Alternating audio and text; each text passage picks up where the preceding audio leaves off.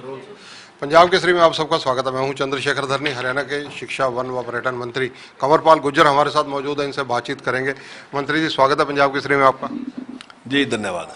मंत्री जी, शिक्षा के अधिकार के तहत जिस प्रकार से प्राइवेट स्कूलों में गरीब बच्चों की एडमिशन का मामला है, वो कहाँ तक पहुंचा और उसका क्या प्रोसेस एडोप्ट किया गया है? नहीं, एक तरीके से उसकी शुरुआत की जा रही है और आरटी में जो पहली कक्षा है उसमें एडमिशन शुरू होंगे। हमने जो पहले 134A था उसको समाप्त कर दिया, उसकी जगह हमने आरटी को अपनाया। इसमें लाभ ये है कि इसमें 25% बच्चे जो हैं उनका एडमिशन हो सकता है, जबकि उसमें केवल 10% बच्चों का एडमिशन होता था। तो इसको देखते हमने फिर आरटी को अपनाया है हरियाणा में।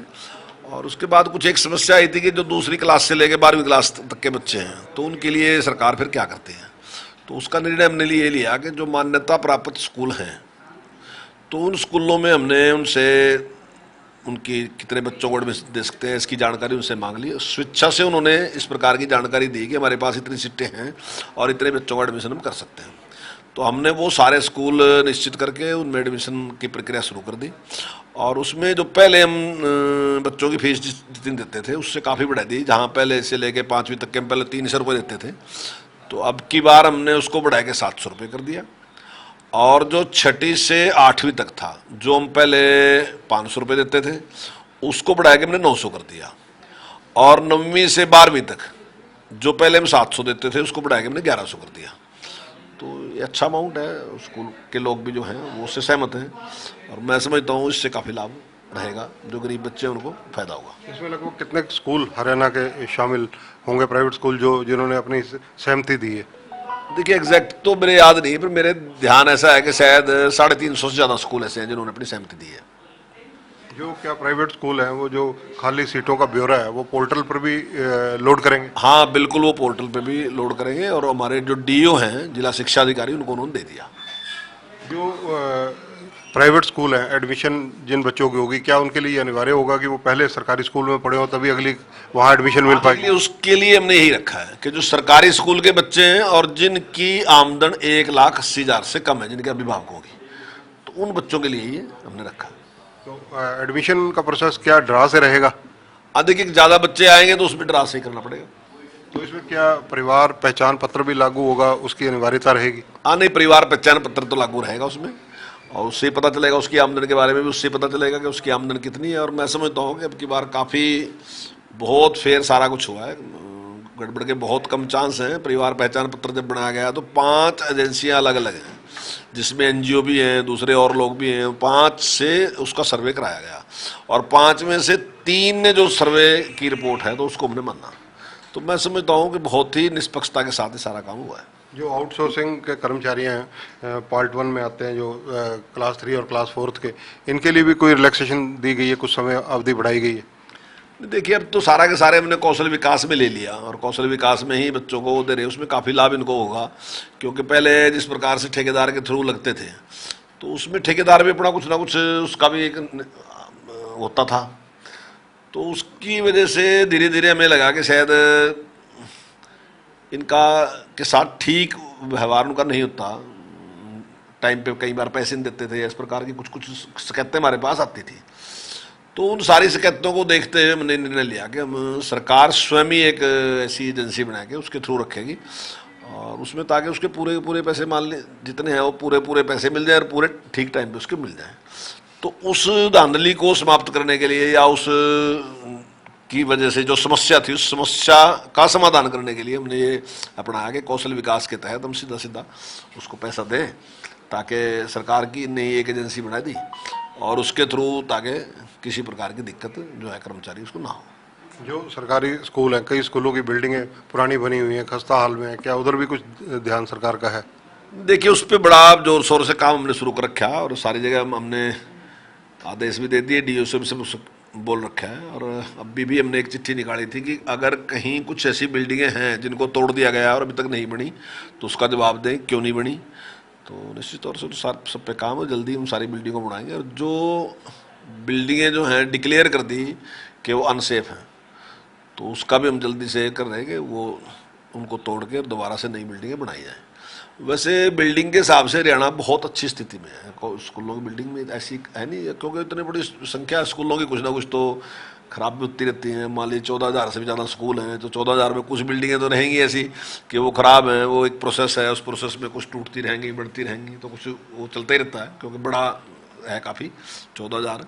लेकिन हमारा प्रयास है, और अभी हमने पायलट प्रोजेक्ट के तौर पे 2 जिले जो यमुनानगर और करनाल को लिया है, जहाँ एक तो ड्यूल टैक्स के लिए हमने करनाल को लिया, और जहाँ इस प्रकार की जो और सिविल वर्क की जो भी काम है उसके लिए यमुनानगर को लिया। तो प्राथमिकता के आधार पे दोनों जिलों में हम इसको पायलट प्रोजेक्ट के तौर पे इस पर काम कर रहे हैं। तो हम देखते हैं कि कैसे हम पैसा सीधा सीधा एसएमसी को देंगे और वो काम कराएंगे। तो हम देखते हैं उसके रिजल्ट क्या रहेंगे, तो वो अभी उसका मतलब सारा हमारे सामने आएगा कि उसमें अगर जल्दी काम हो सकते हैं तो निश्चित तौर से एसएमसी के थ्रू ही काम कराएंगे ताकि जल्दी हो सके। केंद्र सरकार की नीतियों का लगभग कांग्रेस हर जगह विरोध कर रही है, और तो ये जो 4 साल जो फौज में भर्ती की प्रक्रिया भी शुरू हो चुकी है, इसको लेकर कांग्रेस लगातार सड़कों पर है। देखिए, हर चीज़ का विरोध करना बिल्कुल गलत बात है। अब ये तो कांग्रेस के लोग जो नेता हैं वो इस चीज़ के विशेषज्ञ हों कि सेना में किस तरीके की भर्ती होनी चाहिए, कैसे होना चाहिए, आज ज़रूरत क्या है सेना की, तो अगर तो वो इसके ज्ञाता हूँ तो फिर तो ठीक है, उन्हें अपनी बात कहनी चाहिए। लेकिन जब मुझे सेना के बारे में इतनी नॉलेज नहीं है, आज की बात नहीं है, जब कारगिल की लड़ाई हुई और कारगिल की लड़ाई में जो परिणाम आए उसमें सेना ने अनुभव किया कि हमारी उम्र घटनी चाहिए और नए जवान आने चाहिए। तो ये बात आज की नहीं है, उस टाइम से चल रही है, आप पता कर लो। अभी जो हमारे अधिकारी हैं उन्होंने 2 साल लगाए, और 2 साल लगा के एक योजना लेके आए कि भाई उम्र कम होनी चाहिए, जवान लोग आने चाहिए। और उसके बाद उन्होंने कहा कि भाई हम इस प्रकार की एक भर्ती करेंगे जिसमें जिस बच्चे ने +2 की, वो +2 करने के बाद सेना में ज्वाइन कर देगा, और जब 4 साल के बाद उसकी वो सेवाएं समाप्त होंगी तो वो ग्रेजुएट भी होगा। अगर वो बाहर भी एडमिशन लेता तब भी 3 साल उसके ग्रेजुएशन में लगते हैं। यहाँ उसने 4 साल नौकरी भी की है और ग्रेजुएशन भी उसने कर ली। अब वो किस विषय पे करना चाहता है, कहाँ करना चाहता है, मान लीजिए वो आर्ट्स से करना चाहता है, कॉमर्स से करना चाहता है, नॉन मेडिकल से करना चाहता है, मेडिकल से करना चाहता है, तो मैं दावे के साथ कह सकता हूँ कि बाहर के बजाय वहाँ ज़्यादा अच्छा माहौल मिलेगा, अच्छी टेक्नोलॉजी मिलेगी, सारा कुछ मिलेगा। तो जहाँ वो उसको तनख्वाह भी मिलेगी, उसकी फिटनेस भी अच्छी होगी, वो अनुशासन भी सीखेगा वहाँ पे, और साथ साथ वो एक डिग्री भी लेके आएगा, और उसको लेके बाद जब वो वहाँ से रिटायर होगा तो उसको एक अच्छा खासा अमाउंट मिलेगा, 11-12 लाख रुपए का अमाउंट मिलेगा। अब ये उस बच्चे के ऊपर डिपेंड करता है कि वो क्या करना चाहता है। मान लीजिए वो जॉब करना चाहता है, तो जहाँ भी जॉब करने के लिए जाएगा, स्वाभाविक ही है कि उसको प्राथमिकता देगा, कोई भी, चाहे प्राइवेट भी हो। कौन नहीं चाहता, हर आदमी चाहता है कि जो मेरा कर्मचारी हो, अच्छा फिटनेस उसकी बढ़िया हो, वो चाहता है कि वो ज़्यादा अनुशासित हो। हरियाणा के चीफ मिनिस्टर मनोहर लाल जी ने भी इस मामले में श्योरिटी दी है कि जो बच्चे 4 साल के बाद आएंगे उनको प्राथमिकता दी जाएगी नौकरियों में।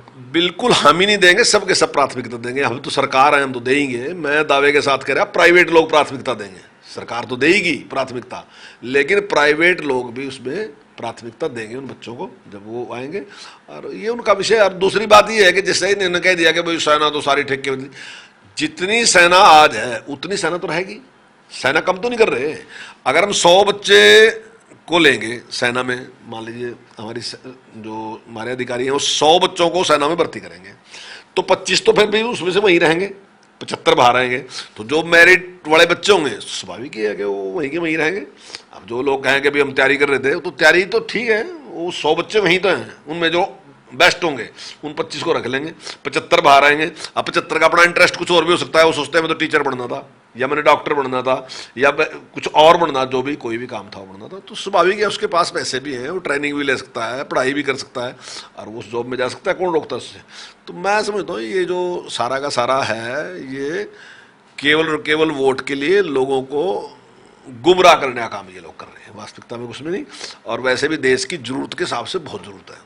अगर मान लीजिए कल देश को जरूरत हो कि भाई हमने एक और फौज की जरूरत है, आज हमारे पास मान लो 13-14 लाख सैनिक हैं, और हमने इतने ही सैनिक और भी चाहिए, और आने वाले 10 साल में इतने सैनिक हमारे पास बाहर भी होंगे, और जैसे ही सरकार अपील करेगी कि भाई देश के लिए आज जरूरत है, तो मैं दावे के साथ कह सकता हूं कि अगर 10 लाख ट्रेंड लोग हमारे पास होंगे देश में, तो उसमें से 4-5 लाख लोग एकदम आ जाएंगे सामने कि ठीक है हम देश के लिए काम करेंगे। अब देश के लिए काम का मतलब ये नहीं कि सारे बॉर्डर पे ही काम करेंगे, देश के अंदर भी तो काम करने के लिए बहुत है, क्योंकि वो अनुशासित लोग हैं। उनको आप 15 दिन में वैसा का वैसा फौजी बना दोगे जैसे आम फौजी होते हैं, तो 15 दिन, क्योंकि उनकी ट्रेनिंग हुई ही है, बस एक बार उसको दोबारा रिन्यू तो करना सारी चीज़ को, वो 15 दिन में दोबारा फिर वैसे ही फौजी बन देंगे। और दूसरी बात क्या है कि जैसे देश में लड़ाइयाँ होती हैं, तो लड़ाइयाँ क्या होती हैं, लड़ाई के मेन कारण क्या है कि जब दूसरा कमजोर दिखता है तब लड़ाई करता है आदमी। अगर कमजोर ना दिखा तो फिर लड़ाई करता नहीं। आप जीवन में देख लो ना, जब दो बराबर के आदमी को नहीं लड़ते, लड़ाई तब होती है जब कमजोर दिखता है।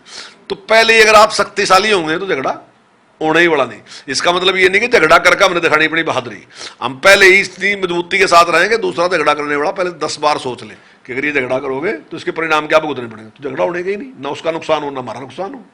झगड़ा कोई आसान काम थोड़ी है, लड़ाई को वो थोड़ी आर्थिक स्थिति सारी तब हो जाती है।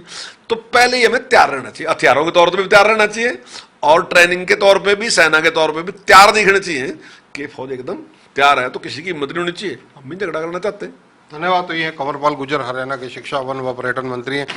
इनका कहना है कि जो जिस प्रकार से शिक्षा के अधिकार के तहत बच्चों को एडमिशन 1 जुलाई से 8 जुलाई तक की जाएगी, उसमें निसंदेह बच्चों को और उनके पेरेंट्स दोनों को काफ़ी राहत रहेगी। कैमरामैन संजय सिंह के साथ चंद्रशेखर धरनी, पंजाब केसरी टीवी, चंडीगढ़। हमसे जुड़े रहने के लिए हमारे YouTube चैनल को सब्सक्राइब करें और नई वीडियो की नोटिफिकेशन के लिए बेल आइकॉन को दबाएं। अगर आप ये वीडियो Facebook पर देख रहे हैं तो लाइक जरूर करें और ज्यादा से ज्यादा शेयर करें। धन्यवाद।